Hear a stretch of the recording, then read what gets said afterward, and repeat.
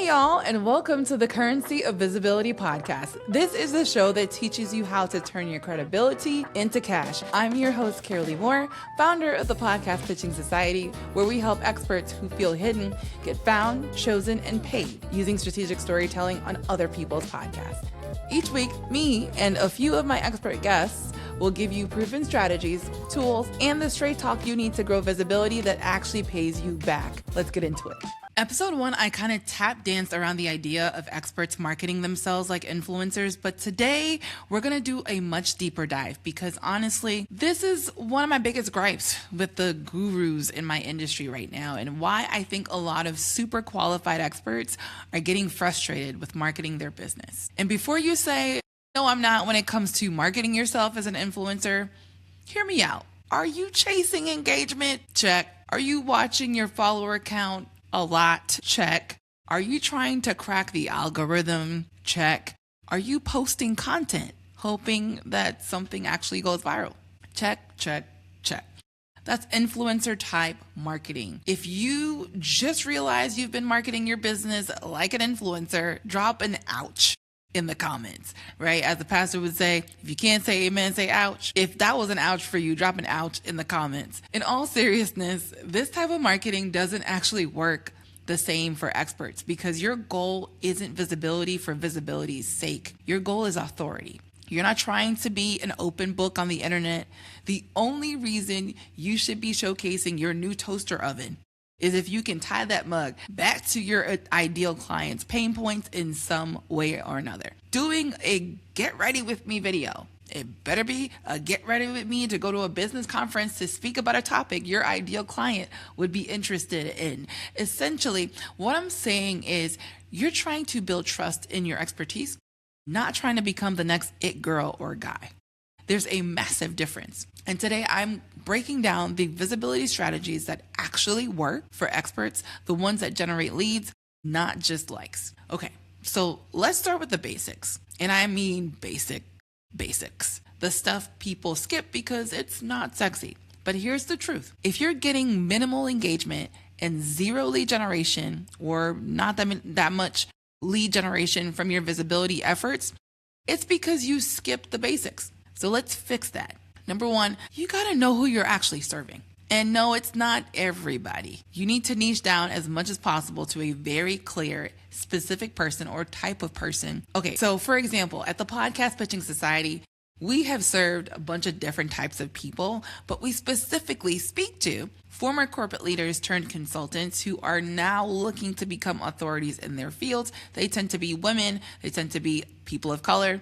They typically have more than 10 years of experience, and often they're already authors or have developed a framework that they've sold to corporations. They're typically between 35 and 65. They live in the US but serve globally, value high-touch, exclusive experiences that feel luxe, and are willing to pay premium for services they know will get them the results that they want, big on ROI, and when given enough data, are able to make decisions quickly. They're tired of watching lesser qualified people get on major stages, pulling in bigger contracts, and getting on bestseller lists simply because they're more visible. They're less concerned about being popular and more concerned about being trusted by potential corporate decision makers, etc. They hang out on LinkedIn when they're online, but they're not chronically online. What I just described is what I want you to know about your target audience. Here's what you need to know about them. First thing is demographics: age, gender, location, industry, role, if that's appropriate. Psychographics: what they value, what motivates them, what keeps them up at night. Behavioral insights: how do they spend money? What are their decision triggers? For example, do they need a ton of statistics before they feel comfortable making a decision? Okay, yes, people make decisions for the most part, like over 90%, from emotion. But there are some people who will outwardly tell you they need more data, more proof, more information. You need to know which type is your audience, and you need to make sure that you're speaking directly to them. Does your service solve a pressing problem for this particular audience? Is it a nice to have for them or a must have for them? Because if it's not a must have, you're going to struggle, period. You want to build your business and your offer around something that is a burning challenge for them, something that if they don't fix it, it will be detrimental to their business, their growth, their bottom line. And here's the final question, and I want you to be honest. Can you actually deliver the solution that you're promising at scale? And do you have proof of it, right? Have you done it for yourself, and have you done it for someone else? Because authority without proof is, again, just noise. Now, once you've done all of that work to figure out who you serve and whether or not they need what you do, you're going to have to talk to these people. Have conversations with them, research calls, interviews with your ideal clients. And you need to listen to the exact words they're using to describe their problems. If not, take the transcript and put it in a ChatGPT and have that listen and see what things are coming up often for them, right? And then all over your marketing messages, all your positioning, all your content, all your sales pages, all your frameworks, podcast interviews that you're having, making sure that language is peppered through all of those things. You're essentially going to want to say the same words back to your audience that they're already using to talk about their problems, which means it already works. It already makes sense to them, and it touches on the thing that they care the most about. That's not just going to be cute. It's going to convert. And that's the difference between guessing what resonates and knowing what resonates. And not just for your offer, but then again, when you're trying to become more visible. All right, so let's talk about the difference between being an influencer and that kind of marketing and marketing for an expert. I want you to think about it this way. Miley Cyrus versus Viola Davis. I love both, but hear me out. Both actors, both well known, but one is clearly more well respected for their craft, not just for being popular. That's the difference we're going for here.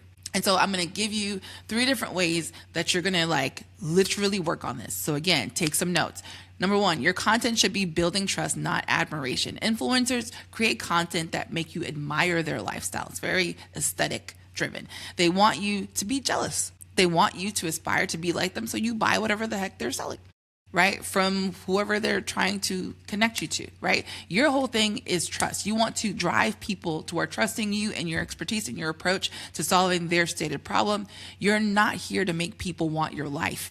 You're here to make people want to trust you with theirs. Number 1, your visibility should be a part of a clear ecosystem. Influencers want virality. They want discovery. They want as many eyeballs as possible. Experts want conversion, which means your visibility strategies need to have a next step. Always. At PPS, we have a few different ways that people can enter our ecosystem.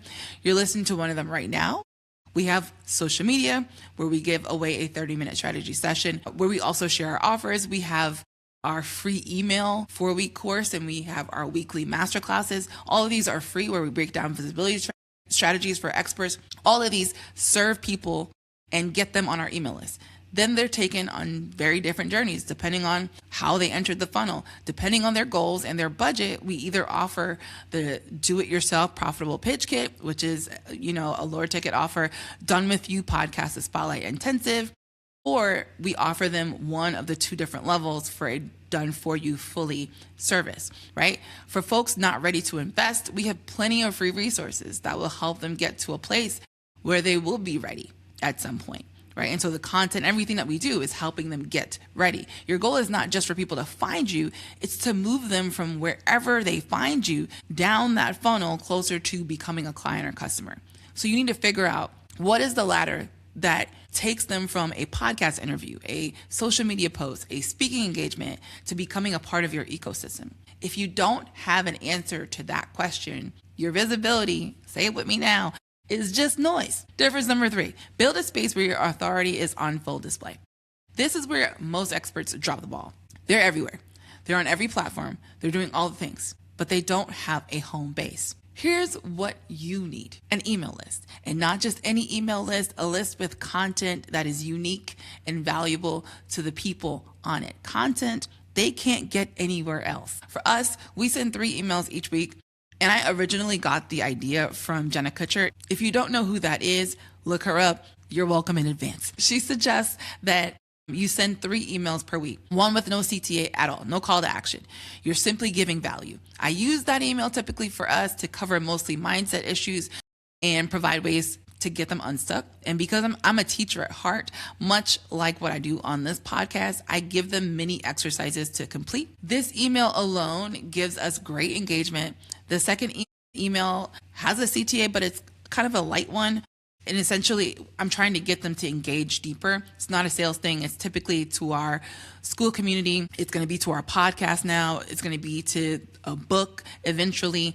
That's what that second thing is just to kind of pull them a little bit closer to get more connected to you.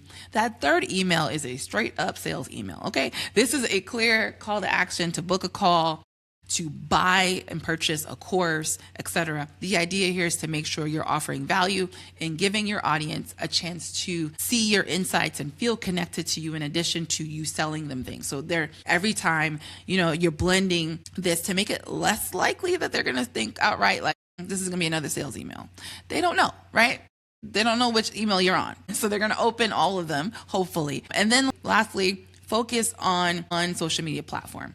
I know you have multiple ones, but there should be one platform where you're spending the most of your time formatting all of your content for and really building it out. And that platform should be where most of your ideal clients are hanging out. For us, that's LinkedIn. So we promote our offers on banners, use their featured section, keep up with the newsletter publication cycle. We go live regularly, post on a schedule, and engage regularly as well. Listen, we've made money via DMs, from people finding us through search, from LinkedIn recommending our content to people who eventually book a call, and from just the call to action in our organic posts. To win that much on one platform and not focus on it would be crazy, right? So do an audit. Which platform have you been getting most of your success from and didn't even notice? Where do most of your people engage online with you? Go there. Lastly, build a community.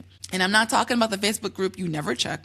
Okay, I'm talking about a real space where you're putting all the people who aren't ready to buy yet, but don't want them staying on social media where they may or may not see your next post. How can you make sure that even if they don't get on your email list, they're still seeing everything you put out? They're still getting primed as part of your ecosystem. A community, I can't say this enough, does that for you really, really, really well. Let's put this all together here. Here's what expert marketing actually looks like. Someone finds you on a podcast. They love what you said. They search for you. They land on your website. There's a clear next step. Maybe it's a lead magnet. Maybe it's a low ticket offer. Maybe it's an invite to your community. They take that next step. Now they're in your ecosystem. They start getting your emails. The content is so good, they actually read it. They're not getting this anywhere else. They're also in your community. They're seeing your posts. They're engaging with your content. They're watching you show up consistently with valuable insights. Over time, trust builds. And when they are ready to buy, you're the obvious choice. That's the ecosystem. Now, we recently had someone who we could literally track for months where she downloaded our freebies, signed up for our masterclasses, hopped on our waitlist for the DIY kit before it launched, and purchased the kit the second day it was live. That same person eventually paid for a 6-month done-for-you service in full, paid in full, just days after purchasing the DIY kit. It took a while, but because of our consistency in showing up and offering opportunities for this particular person to get to know more about our offers and what makes us different, we received a 5-figure bump like that. None of this came from virality. None of it required us to post 10 times a day. None of it required us to dance on camera. It just required strategy and intention. Look, I know this isn't as sexy as 10 tips to go viral, but going viral doesn't pay your bills. Authority does. So stop marketing like an influencer. Stop chasing likes and follows and shares.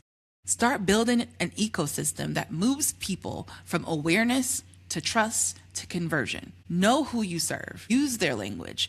Build trust, not admiration. Create a clear path from discovery to purchase, and give them a home base where your authority is undeniable. Because like I always say, if your visibility doesn't make dollars, it doesn't make sense. All right, guys, thanks for spending this time with me. Now it's your turn to put today's strategies to work. Join us inside the Currency of Visibility Collective on School. It's a free community that we've created just for you. Visibility tips, connect with other people, do your homework from the episode. And if anything that we discussed today, something really hit home for you, let us know by engaging. Whether you're on YouTube, listening on Apple or Spotify, or on our website, drop a comment, rate, subscribe, all of the things. The biggest one is share. Share if you care, share with other people.